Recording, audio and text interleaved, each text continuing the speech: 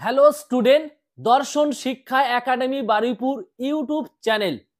যে সমস্ত ছাত্রছাত্রী তোমরা ওয়েস্ট বেঙ্গল সেন্ট্রালাইজ পোর্টালে 2024 অ্যাডমিশন নিয়েছিলে বা তোমরা অ্যাপ্লিকেশন করার পরে প্রত্যেকের মেরিট লিস্টে নাম আসার পর তোমরা অ্যাডমিশন নিয়েছো, অ্যাডমিশন নিয়ে তোমরা ভেরিফিকেশন কমপ্লিট করেছো।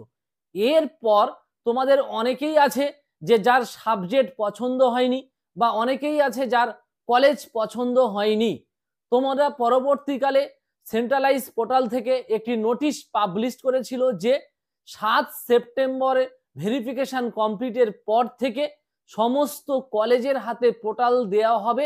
যে কলেজ তার নিয়ম অনুযায়ী বা তার ডেট অনুযায়ী সে অ্যাপ্লিকেশন শুরু করবে এবং লাস্ট ডেট অনুযায়ী বলে দেবে এবং মেরিট লিস্ট কবে প্রকাশিত হবে সমস্ত কিছু কলেজের উপর ছেড়ে দেওয়া হয়েছিল। এই ভিত্তিতে তোমরা অনেকেই কলেজ পরিবর্তনের জন্য তোমরা অ্যাপ্লিকেশন করেছো এবং অনেকে আছো যারা সাবজেক্ট পছন্দ হয়নি, তোমরা সাবজেক্ট পছন্দের জন্য তোমরা সরাসরি কলেজ ভর্তি পোর্টালে তোমরা অ্যাপ্লিকেশন করেছিলে।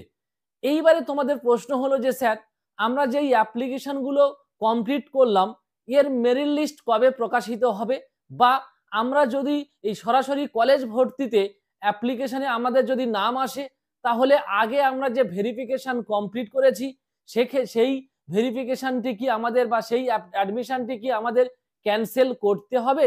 এখানে উত্তর হচ্ছে যে হ্যাঁ, তুমি যদি সরাসরি কলেজ ভর্তিতে অ্যাপ্লিকেশন করার পরে যদি তোমার মেরিট লিস্টে নাম আসে, তোমার মেরিট লিস্টে নামের ভিত্তিতে তুমি অ্যাডমিশন নিয়ে নেবে সরাসরি কলেজ পোর্টালে। কিন্তু নিয়ে নেওয়ার পরে বা তুমি মেরিট লিস্টে যদি নাম এসে যায়, তোমার যদি কনফার্ম হয়ে যায় যে না আমার নাম এসে গিয়েছে, আমি ভর্তি হতে পারবো, এখানে আমার কোনো আর কনফিউশন নেই, সেক্ষেত্রে তুমি তোমার আগের অ্যাডমিশনটি তুমি সেই কলেজে গিয়ে তুমি ক্যান্সেল করে আসবে। তোমার অ্যাডমিশনটি কিন্তু ক্যান্সেল করতে হবে, একদম মাস্ট। ক্যান্সেল না করলে কিন্তু প্রবলেম হবে এটাই যে রেজিস্ট্রেশনের সময় তোমার দুটো কলেজে নাম চলে আসবে, এক্ষেত্রে কিন্তু তোমাদের সমস্যায় পড়তে হবে। ঠিক আছে, এই জন্য তোমরা কি করবে যে তোমরা পূর্বের কলেজটা ক্যান্সেল করে দেবে। এবার তোমাদের বলছো যে স্যার পূর্বের কলেজটা তাহলে আমরা কিভাবে ক্যান্সেল করব? তোমরা সরাসরি তোমরা সেই কলেজে যাবে, গিয়ে তোমাদের যে সমস্যার কারণে যে তুমি অ্যাডমিশনটি ক্যান্সেল করতে চাইছো সেই সমস্যাটি তাদের কাছে বলবে যে স্যার আমার এই সাবজেক্ট পছন্দ ছিল না, আমি বর্তমানে পছন্দের সাবজেক্ট পেয়ে গেছি, আমি সেখানে অ্যাডমিশন নেব বা আমার সেখানে মেরিট লিস্টে নাম এসে গিয়েছে, আমি সেখানে অ্যাডমিশন নেব, আমি এই অ্যাডমিশনটি ক্যান্সেল করতে চাই। অবশ্যই সেই কলেজের যে মানে অফিসে থাকবেন ওনার অবশ্যই মানে সেটা ক্যান্সেল করতে হবে, এটা বাধ্যতামূলক। ঠিক আছে, আর যদি বলে যে তুমি আগের অ্যাডমিশনটি যে নিয়েছো পরবর্তীকালে সরাসরি কলেজ ভর্তিতে সেই প্রুফ আমাদের দেখাও, তাহলে আমি ক্যান্সেল করে দেবো, তাহলে নিশ্চিত তোমার কাছে প্রুফ থাকবে, তুমি অবশ্যই করে সেই প্রুফ তুমি দেখিয়ে দেবে। এরপর যদি ক্যান্সেল না করে তাহলে কিন্তু তোমরা সরাসরি প্রিন্সিপালের রুমে চলে যাবে, গিয়ে প্রিন্সিপালের কাছে গিয়ে তোমরা বিষয়টি বলবে যে স্যার আমরা অফিসে গিয়েছিলাম, আমাদের ক্যান্সেল করতে চাইছে না, আমরা এই রকম এই আমার সাবজেক্ট পেয়ে গেছি বা আমাদের কলেজের পছন্দের মানে কলেজ পেয়ে গেছি বা আমার বাড়ির কাছাকাছি আমি কলেজ পেয়ে গেছি, তাহলে তো আমার সেখানে সুবিধার জন্য আমি আমার কলেজ বেছে নিয়েছি, স্যার আমি এই কলেজের অ্যাডমিশনটি ক্যান্সেল করতে চাই, তাহলে অবশ্যই এই পদ্ধতি বা এই পন্থা তোমরা অবলম্বন করবে, দেখবে যে তোমাদের অ্যাডমিশন কিন্তু ক্যান্সেল হয়ে যাবে। আমার তরফ থেকে আমি যেটা বলার যে তোমাদের অবশ্যই করে প্রত্যেকের কিন্তু বর্তমানে যে কলেজ পোর্টালে যদি মেরিট লিস্টে নাম এসে যায় তাহলে তোমাদের কিন্তু আগের অ্যাডমিশনটা ক্যান্সেল করতে হবে।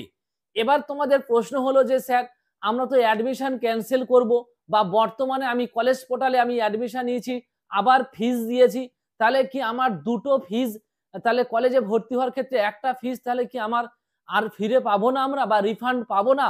দেখো, এক্ষেত্রে রিফান্ড পাওয়ার ক্ষেত্রে এখনো কোনো নোটিশ আপডেট হয়নি বা পাবলিশড হয়নি।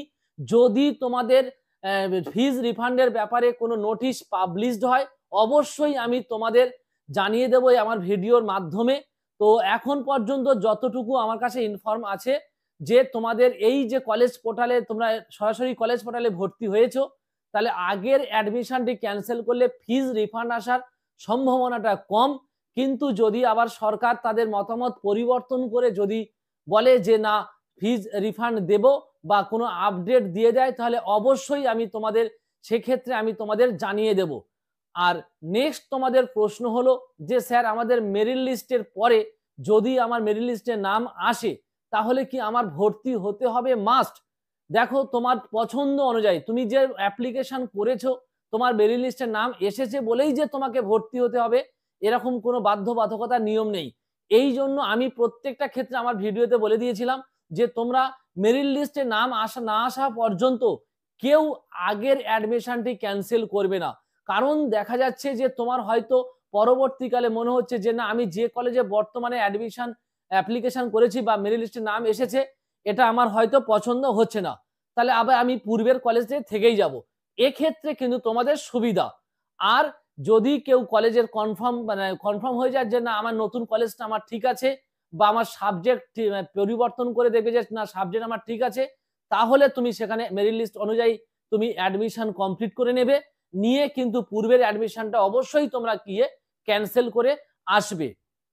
এবারে তোমাদের প্রশ্ন হলো যে স্যার আমাদের তাহলে ক্লাস স্টার্ট কবে থেকে হবে? দেখো তোমরা সবাই জানো যে আমাদের পুজো সামনে এসে গেছে। এই পুজোর আগে কিন্তু তোমাদের কলেজ হওয়ার সম্ভাবনা খুবই কম। পুজোর পর থেকে তোমাদের রেগুলার কলেজ চলবে, ঠিক আছে?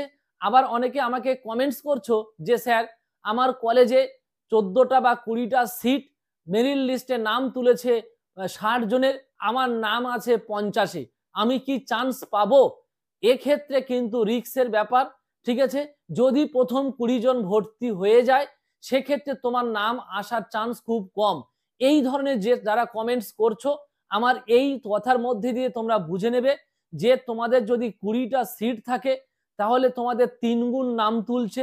ধরো একটা উদাহরণস্বরূপ যে 60 জনের নাম তুললো, তাহলে নিশ্চিত তুমি প্রথম লিস্টে যাদের নাম উঠেছে তারা নিশ্চিত 10 জন ভর্তি হলো, আর 10 জন ধরো সিট ফাঁকা আছে, তাহলে তোমার নাম আসে 50-এ, নেক্সট আবার 20 জনকে নাম ডাকবে, তাহলে সেক্ষেত্রে তোমার নাম আসার চান্সটা কম থাকবে।